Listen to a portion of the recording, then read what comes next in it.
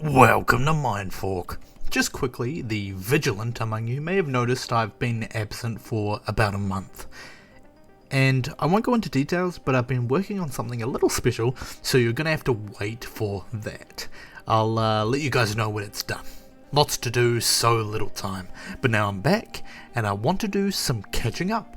Indigo Park, a new and improved mascot horror game by our dear friend, UniqueGeese. For those unaware, he's the same game dev that made Garten of Banban Reincarnated. I won't say much about that since I've heard that he doesn't like people ripping on the original Banban games, so I'll just hold my tongue this once. Check Reincarnated out if you haven't already, and get Chapter 1 of Indigo Park on Steam today. It's free to play, and it's a grand old time. It also won't hurt to know what we're talking about today, more in depth. Anyway, let's start this show, shall we? So, just before you leave the backstage area in Lloyd's theatre, he pounces on you, leading to the critic for letting off a high-pitched whistle. One that, I might add, is far too perfectly timed to be accidental, which implies it was intentional. But what exactly triggered the whistle? Rambley tells us that the critic doubles as a heart monitor. That also doubles as a pedometer, heart monitor, and mood ring. So, was getting attacked what triggered the whistle? Well, probably not, since Molly chases us and it doesn't go off at any point.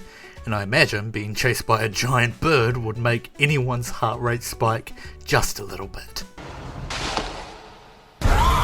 Fuck this shit, I'm out. So, what does the whistle going off mean then? Well, it implies two things. First, that it was designed with Lloyd's imminent aggression in mind. And second, that Rambley was the one who activated it. I'll start with the first implication. Lloyd is no doubt an important character within Indigo Park. In fact, because of various environmental cues, it suggested that Lloyd was originally the face of Indigo Park before being replaced by Rambley. The first hint we see is the decal behind Isaac Indigo in the introductory sequence. It clearly shows Lloyd, but when we get to the main entrance ourselves, it's been painted over by an image of Rambley. The second clue is a framed photo right at the beginning of the Rambley's Railway, depicting an agreement of some kind between Lloyd and Rambley, evident of the handshake and the transfer of a paper in Lloyd's hand. The third clue is a little bit further into the railway where we get a poster for an attraction called Lloyd's Limos.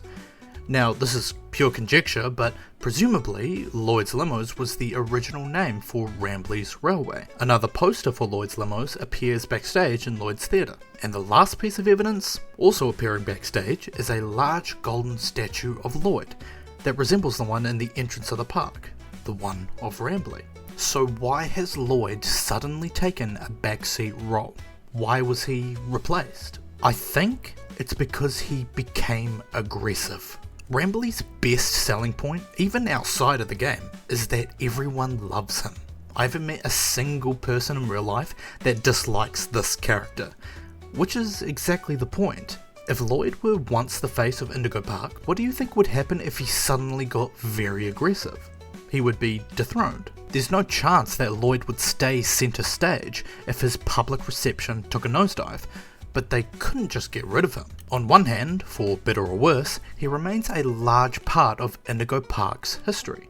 But on the other hand, if it ever got out that Lloyd had endangered or, God forbid, killed a guest, the park would be shut down. So what's the best middle ground they could think of? Keep Lloyd at bay. And what better way to do that than to equip an anti-Lloyd deterrent on every guest that walks through those gates? That's why it doesn't activate for Molly. It wasn't designed for her. It was designed for Lloyd. Although that begs the question, why replace him with Rambley?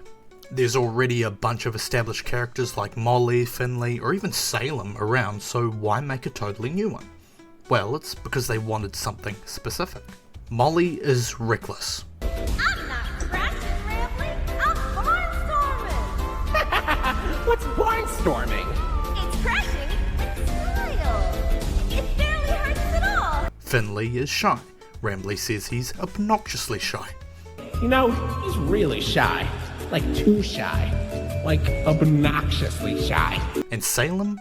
Well, she's made to seem like the villain of Indigo Park in the same way that the Hamburglar is the villain of McDonald's. So they needed something new. And what better opportunity than to create a character that's designed to make people love them. A character easily controlled and manipulated, just like typing words onto a computer perhaps.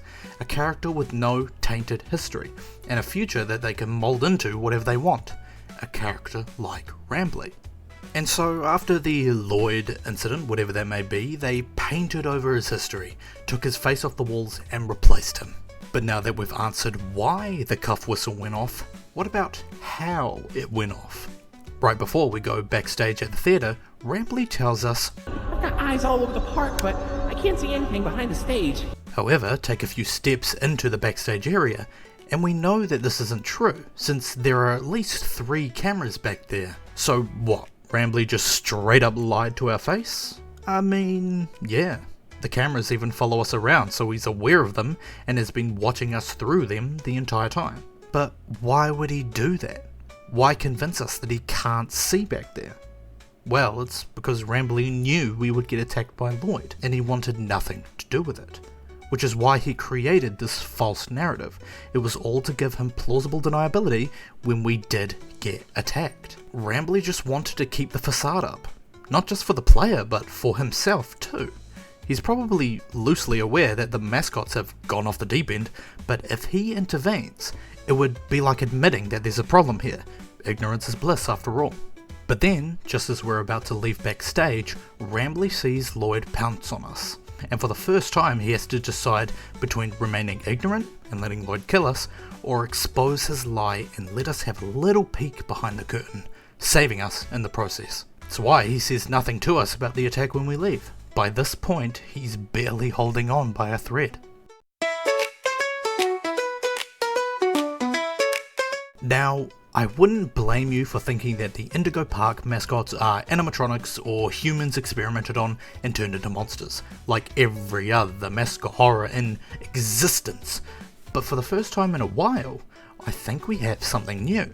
We can count out animatronics based solely on the fact that Molly's head is a lot more juicy than an animatronic should be. As for humans turned into monsters, I have less evidence for that, but I have a better idea, so we'll let it speak for itself. I think that the mascots are animals turned into people. Kind of. The Island of Dr. Moreau is an 1896 science fiction novel by English author H.G. Wells. I wouldn't blame you if you'd never heard of it. But to quickly summarise, Dr. Moreau was a mad scientist that experimented on animals to turn them into humans. On his island, a whole society is created around these beast men. The only problem though is that the animals he experiments on have a habit of reverting back to their animalistic form and behaviour. And I think that right there is exactly what's happening here. So, let me paint you a picture. Okay, we should bear in mind that the timeline I've made is a little finicky. It relies on a lot of assumptions and should not be treated as the Indigo Park ultimate timeline. Cut me some slack here. Many years ago, Indigo Park, hoping to revolutionize the entertainment industry, began experimenting on poor unwitting animals based on the characters they already had. A macaw, a lion, and perhaps even a skunk. But that's fodder for a later theory. And the idea was groundbreaking. I mean, could you imagine a completely safe, but very real lion being on the payroll? The media coverage alone would take Indigo Park to the stars. And so they began the experiment, using real animals and giving them human characteristics. This origin would explain both Molly and Lloyd's behaviour in the game too, since we know how macaws and lions behave. Molly is the only one that actually speaks to us. Lloyd doesn't say a word, which is odd because his character is extremely talkative. Do not shame me with that common folk name! The reason why is that most animals lack the necessary brain structure to emulate human faculties like speech. And so it would not make sense for a lion, a skunk, and whatever Finley is to be able to talk like we do. The only exception in this roster is Molly, since some parrots, macaws, are known for their ability to mimic human speech. As for Lloyd's behaviour, when we first meet him he runs away backstage, but later attacks us when we follow him in. Lions in real life will not immediately attack a human unprovoked. However, they will absolutely go feral if you encroach on their territory, like we saw Lloyd do. But during this process, perhaps, since innovation was at their core, Indigo Park started work on a new character that was going to be announced at around the same time, Rambley the raccoon. But after the idea of a real-life Lloyd the lion was beginning to take centre stage, why bother with all that jazz? And so our dear friend Rambley was put on the back burner. We know this from one of the collectibles. Yes, the Day Shift at Freddy's one. If you ask Rambley about it, he'll share an audio recording of 2 employees talking about the new mascots. Hey Jackson, you hear about the new mascots? Yeah, think it'll put us out of a job? I think so. Old sport. And right after we got this damn raccoon costume. Notice how they call it the raccoon costume and not the Rambley costume. Probably means that Rambley wasn't established as a mascot yet, and that the animal mascots in Rambley were created around the same time. After the appearance of the new mascots, they had no need for the raccoon costume anymore, and so it was never used, never even ID'd. They didn't even document the Indigo inventory ID for the costume! Instead, something else was geared up to take its place. Once their experiments on those poor animals were complete, they released their shiny new creations to the outside world. But something did not sit right. As time went on, these new mascots began acting erratically, moving when they weren't supposed to, or getting a little too close to some of the guests. Whatever the first scare was, not yet an hour of joy or a bite of 87, it wasn't enough to get the park shut down, but it involved Lloyd, and it was enough to get them very nervous about the new mascots. If I were to throw some speculation out there, there's a Molly animatronic that pops up when you have to fix the railway. There have been all kinds of interpretations about what she says, but I'm pretty sold on her saying, at least at one point, he hurt Lloyd. So did someone hurt Lloyd and then did Lloyd lash out? Who knows. But after the scare, whatever it may have been, Indigo Park decided to do 2 things. 1. Replace Lloyd before he actually does hurt a guest, implementing the anti-Lloyd whistle into the critter cuff as a contingency. And 2. Bring back an old character design to replace him as the new face of Indigo Park. Now, there's a lot of evidence pointing towards the idea that Lloyd was replaced. But Lloyd would have only been replaced for one reason, because he's not performing as expected. Now, whether that boils down to him scaring guests, injuring an employee, or him simply just not doing his job, whatever the case may be, the new and improved Lloyd the Lion was a failure, which is why his replacement is an AI and not an experiment like him. They don't want to repeat their mistakes. Computer code can't bite your arm off after all. So, thinking they're in the clear, Indigo Park continues on. But finally, a little bit later, the pressure finally builds to the point of no return. When Rambley finally spills the beans after Molly's, accident, he says, Employees stop showing up, guests too. Which implies that the employees left before the guests did. Either way, Indigo Park's hour of 87 happened quietly. The newspaper and the introduction scene didn't have any details, just that there was an evacuation and that the park closed down. And also in the intro sequence you can see a notepad document that has been opened on the desktop with a few questions the player wants answered. Specifically, why did Indigo Park close? So given both those details, whatever happened, happened behind closed doors.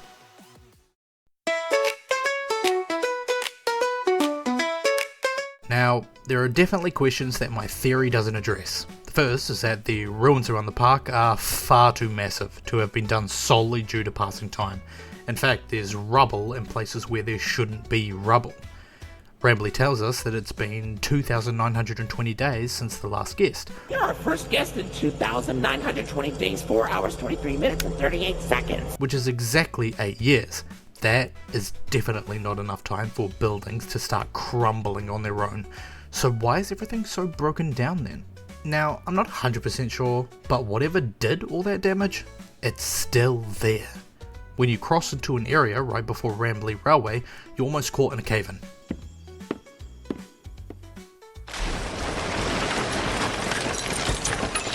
It doesn't kill you or injure you, but it does seal off your exit. And yet, taking a look at the building that collapses before you walk in, it doesn't look ready to fall at all. In fact, it's one of the better looking buildings in the entire game. We may even be able to reason that this was intentional because every other exit and entrance in the park has also been blocked by rubble. So what could have caused this? Well, this is pure conjecture on my part, but I believe it was Salem. If you play through the game, which I would highly recommend by the way, the giant pieces of broken concrete and massive cave-ins you can spot appear in very specific areas. Notably, Salem's character area in Rambley's Railway, and a couple other buildings, entryways and corners. But how could one skunk have done all that damage? Again, I don't know. Their redacted character description says that she was designed to be an inventor. So it's possible she made bombs or something, but that's way too far into theory land for my liking. And that's all, folks. It's definitely one of my wilder theories, but again, check out Indigo Park on Steam, it's free to play, and if you like the game enough and want to support future chapters, donate to UniqueGeese's Patreon. I'll leave a link to both in the description below. If you like what I do and want to see more, subscribe! I love hearing you guys' thoughts on my theories, so leave your opinions on it down in the comments below, and if you have any suggestions or want to theorise about next, let me know. Join me for the ride if you fancy, and I hope to see you in the next video. Thanks for watching.